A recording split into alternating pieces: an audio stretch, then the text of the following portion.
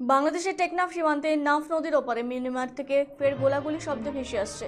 সোমবার সকাল 10:25 থেকে ভাইখং উনচিপ্রাং সীমান্ত এলাকায় মায়ানমারের অভ্যন্তরে টানা মর্টার শেল এবং গোলাগুলির বিকট শব্দ শোনা যাচ্ছে। গত কয়েকদিন ধরে এই টেকনাফ উপজেলার সীমান্তে কোনো ধরনের শব্দ শোনা যায়নি। তবে আবারও আজ সোমবার সকাল 10টায় মর্টার শেলের বিস্ফোরণে বিকট শব্দে কেঁপে উঠছে বাংলাদেশের সীমান্তবর্তী এলাকা। বসবাসকারী বাংলাদেশিদের মধ্যে চরম আতঙ্ক দেখা দিয়েছে। মায়ানমারের জান্ত সরকারের সঙ্গে বিদ্রোহী সশস্ত্র সংগঠন আরাকান আর্মির মধ্যে চলমান সংঘাত বন্ধ না হওয়ায় অনুপ্রবেশের আশঙ্কায় নাফনদ এবং শাহপরী দ্বীপ সীমান্তে টহল অব্যাহত রাখছে বর্ডার গার্ড এবং কোস্ট গার্ড সদস্যরা। এখনো পর্যন্ত 2 শতাধিক রোহিঙ্গাকে অনুপ্রবেশকালে প্রতিহত করা হয়েছে।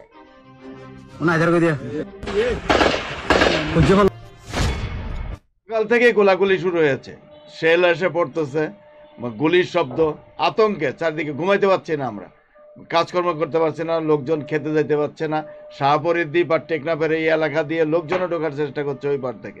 বিজিবি এবং আপনার কোস্টগার্ড মিলায় তাদেরকে প্রতিহত করার চেষ্টা করতেছে। বাচ্চারা স্কুলে যেতে পারে না, পরীক্ষা দিতে পারছে না, আমরা রাতে ঘুমাইতে পারি না আতঙ্কে। 3-4 দিন পরে হঠাৎ করে আবার শুরু হয়েছে গোলাগুলি। মানে পরিস্থিতি এমন ভয়াবহ হয়ে গেছে যে জীবনযাপন করা, এখানে বসবাস করাই কঠিন হয়ে গেছে।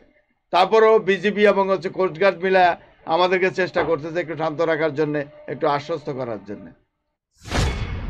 সকাল থেকে